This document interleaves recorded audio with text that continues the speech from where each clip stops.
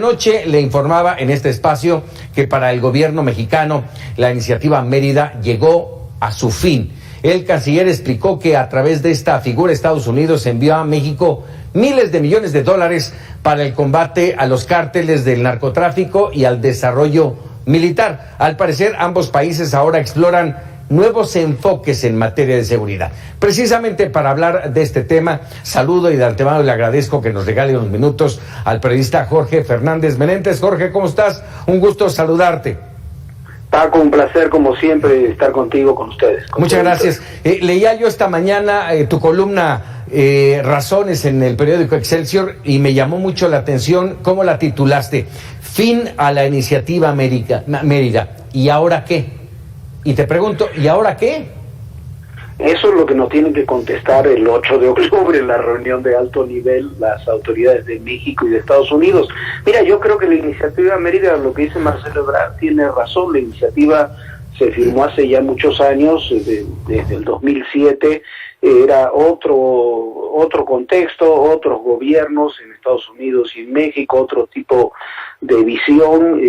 La situación del narcotráfico y del consumo de drogas también era diferente, y me parece que se agotó. Hay instrumentos que se agotan finalmente, y lo que se necesita ahora es un nuevo protocolo de entendimiento entre México y Estados Unidos. Lo que sucede, lo que yo veo, y lo pongo en la columna y me preocupa, es que hay visiones diferentes sobre lo que hay que hacer en México y en Estados Unidos, y no hay forma de combatir el narcotráfico si no hay el crimen organizado en general, no solamente el narcotráfico, cada vez es más diversificado. No hay forma de combatirlo si no hay una suerte de estrategia común y un entendimiento de fondo entre Estados Unidos y México.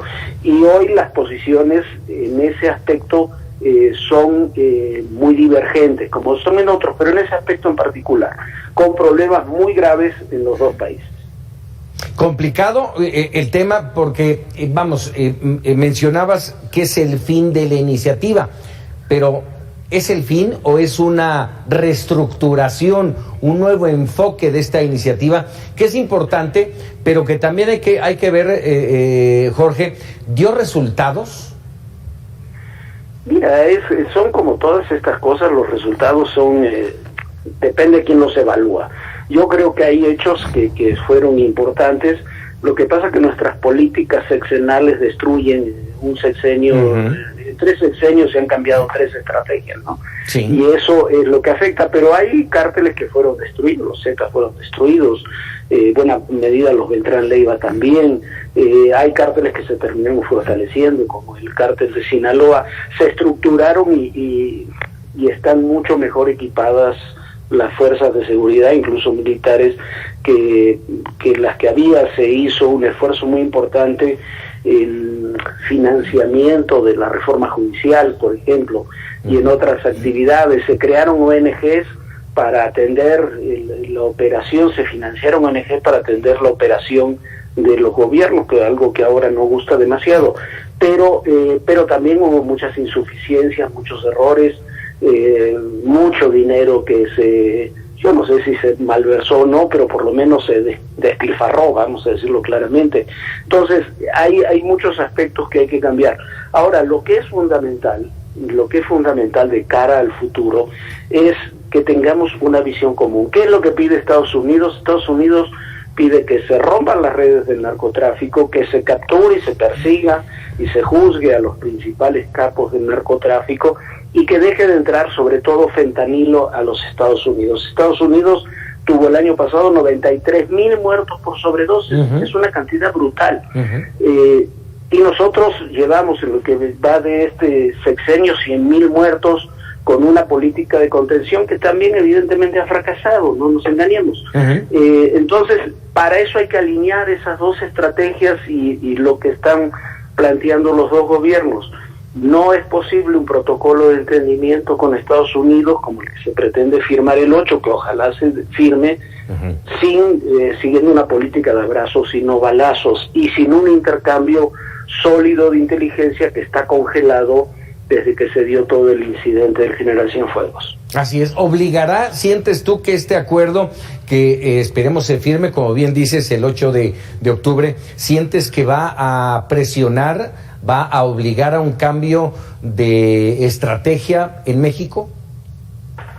Mira, es difícil obligar a un país a hacer algo, pero yo creo que más allá de obligarlo debe ser parte de un entendimiento diferente de la situación que se vive, y a partir de ahí decidir cambiar la estrategia. La estrategia no está funcionando, ¿no? Así es.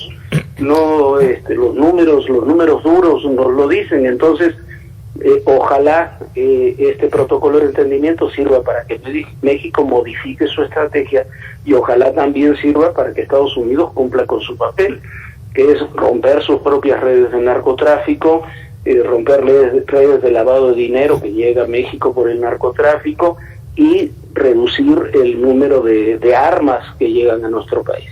Oye, ahorita me quedé pensando, Jorge, dices, es difícil obligar a alguien, nos han obligado a tantas cosas, lo más reciente es el tema de la migración, que también tocas en tu columna, y que también es parte de toda esta situación crítica en la relación México-Estados Unidos. Mira, yo creo que el tema va más allá, es un tema de fondo. Nos guste o no nuestra alianza estratégica, económica, de seguridad, en temas migratorios, en todos los ámbitos, prácticamente es con Estados Unidos, no nos engañemos. Ahí va el 85% de nuestro comercio, de ahí nos llegan 40,000 millones de dólares de remesas, ahí viven millones de paisanos, esa es nuestra relación estratégica. Y tenemos que alinearnos en esa relación estratégica. No estoy hablando de un tema de subordinación, pero tienes que alinear estrategias. La Unión Europea, los países de la Unión Europea alinean estrategias, sean socialdemócratas o conservadores.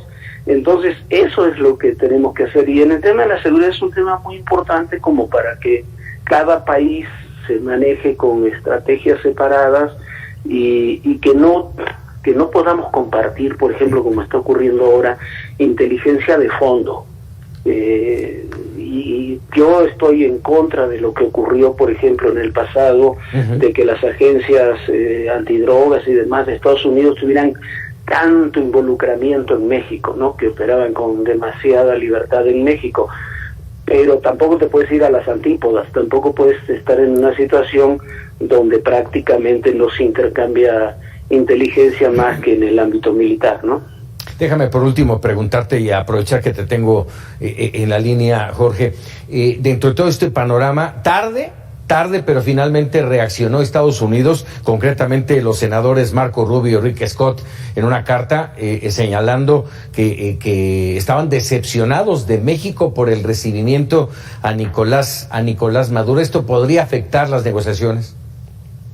Yo creo que afecta a las negociaciones, es un tema. Recordemos que Nicolás Maduro está acusado por Estados Unidos ni siquiera de facilitar el narcotráfico. Dicen que es parte del principal grupo de narcotráfico en Venezuela, que es quizás del grupo de los soles, le llaman, que es un involucramiento entre funcionarios de gobierno y narcotraficantes y ex grupos de la FARC y del ELN. Entonces ahí hay un punto que es muy importante. Por supuesto que ha generado decepción en Estados Unidos, la recepción a Maduro. Ahora, creo que hay algo que ocurrió en la reunión de la CELAC que genera mucha más preocupación que lo de Maduro de fondo, que el único orador invitado fuera de la región haya sido el presidente de China, Xi Jinping. La confrontación con China es real, es mucho más fuerte que la que tienen con Maduro, y paradójicamente yo no entiendo por qué no se ve esto. China es nuestro principal rival comercial, o sea, nuestro principal rival comercial en el mundo es China, y bueno, y lo invitamos a la reunión de la CELAC, y tenemos, no digo que rompamos relaciones con China, por supuesto, ni remotamente, pero hay que asumir que nuestro rival comercial, como lo es en América Latina, geopolíticamente Brasil, hay que asumirlo, son realidades, ¿no? Así es. Eso creo, lo de China, lo de Xi Jinping, tengo entendido que eso sí molestó profundamente a Estados Unidos. Bueno, Jorge, como siempre, agradecido que nos regales unos minutos, un poquito apretado, pero te agradecemos como siempre.